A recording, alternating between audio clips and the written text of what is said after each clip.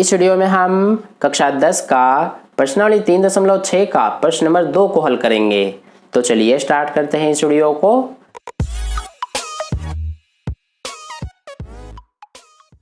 तो देखिए dear students, प्रश्न नंबर 2 में हमसे क्या कहा गया है, निम्न समस्याओं को रैखिक समीकरण युग्म के रूप में व्यक्त कीजिए और फिर उनके हल ज्ञात कीजिए।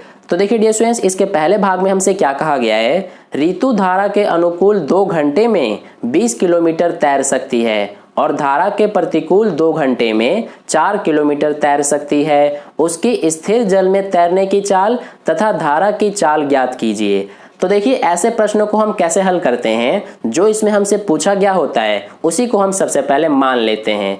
तो यहाँ पर हम क्या करेंगे, हमसे इसमें क्या पूछा गया है कि स्थिर जल में तैरने की चाल और धारा की चाल ज्ञात करने के लिए।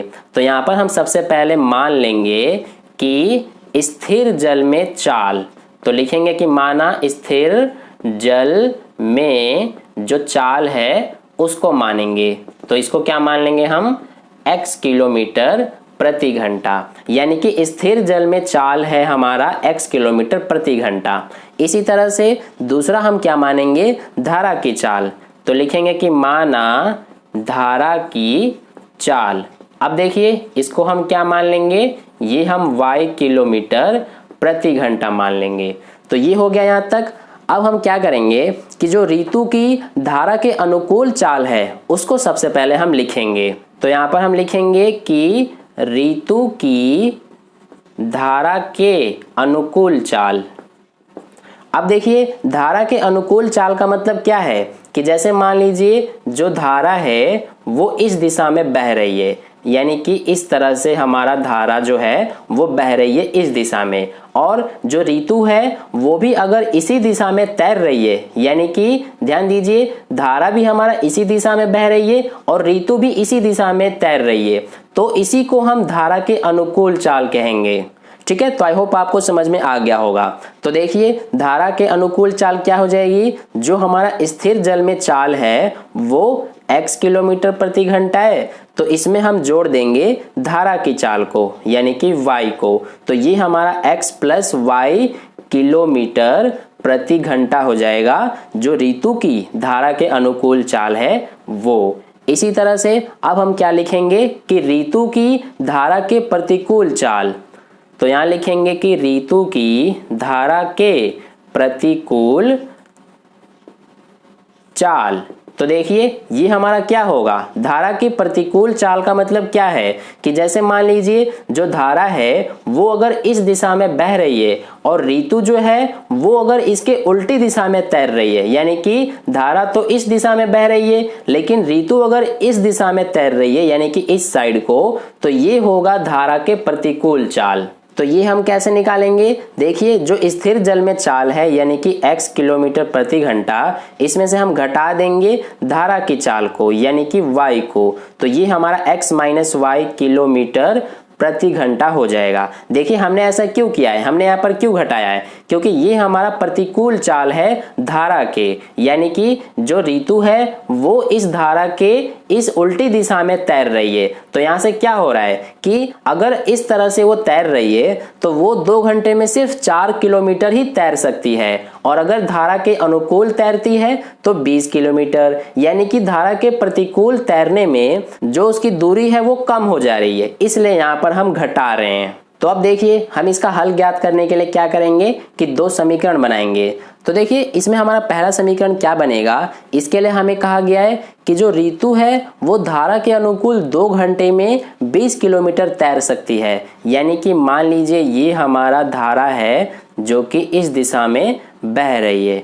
ठीक है, तो पहले कंडीशन में हमसे कहा गया है कि ऋतु धारा के अनुकूल 2 घंटे में 20 किलोमीटर तैर सकती है, यानी कि धारा अगर इस दिशा में बह रही है तो ऋतु भी इसी दिशा में ही तैर रही है। तब क्या होता है कि धारा के अनुकूल चाल क्या है हमारा x प्लस वाई किलोमीटर प्रति घंटा। तो यहाँ पर लिख लेते हैं x प्लस वाई किलोमीटर प्रति घंटा। तो इस चाल से अगर वो तैर रही है तो वो 2 घंटे में कितने किलोमीटर तैरती है? 20 किलोमीटर। तो यहाँ से अब हमारा पहला समीकरण बनेगा। देखिए कैसे। सबसे पहले यहाँ पर हम क्या करेंगे, जैसा कि हमें पता है कि हमारा एक सूत्र होता है समय बराबर दूरी बटे में चाल। तो यहाँ से समय कितना है हमारा, ये आप देख सकते हैं 2 घंटे। तो यहाँ पर लिख लेंगे 2 बराबर में दूरी कितनी है, ये आप देख सकते हैं 20 बटे में यहाँ पर हमारा क्या है चाल, और चाल क्या है x प्लस में y।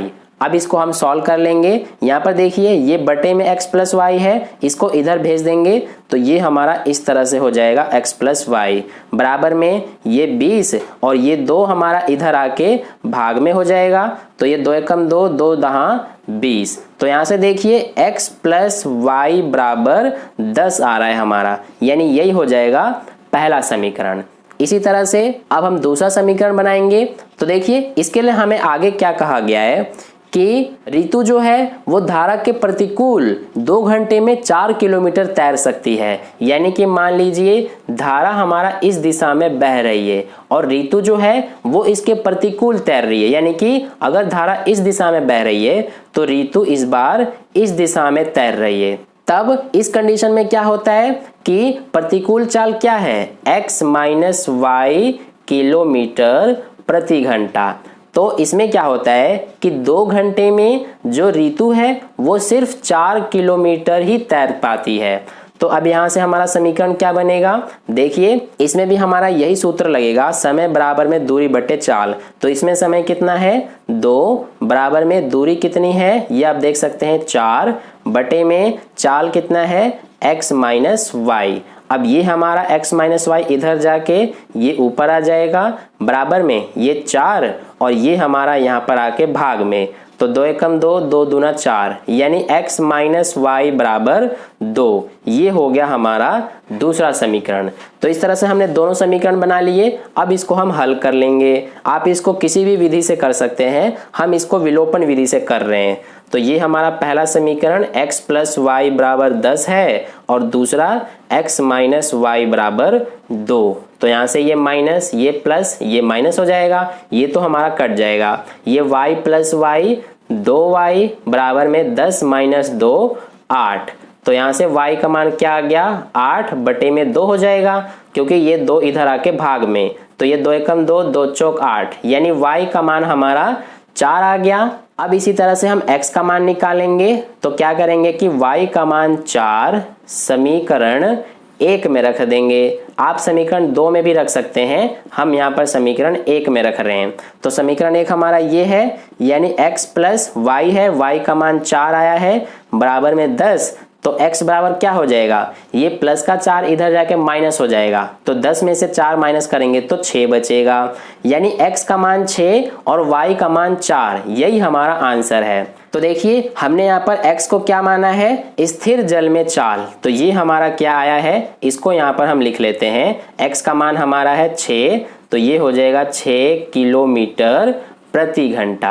यानी कि स्थिर जल में चाल हमारा 6 किलोमीटर प्रति घंटा है और हमने यहाँ पर y को क्या माना है, धारा की चाल, और y का मान हमारा 4 आया है। यानी कि धारा की चाल कितनी है, 4 किलोमीटर प्रति घंटा। तो इस तरह से हमारा प्रश्न नंबर 2 के पहले भाग का सॉल्यूशन कंप्लीट हुआ। अब भाग 2 और 3 को हम अगली वीडियो में हल करेंगे। तो आई होप आपको प्रश्न का हल अच्छे से समझ में आया है। अगर आपको वीडियो अच्छा लगा है तो लाइक कर देना, अपने दोस्तों के साथ शेयर कर देना, और पहली बार वीडियो को देख रहे हैं तो चैनल को सब्सक्राइब करके बगल में जो बेल आइकन आता है उस पर ऑल वाले पे क्लिक कर लेना, ताकि नेक्स्ट वीडियो जैसे ही अपलोड की जाए उसका नोटिफिकेशन सबसे पहले आपको मिल जाए। मिलते हैं अगले वीडियो में, धन्यवाद।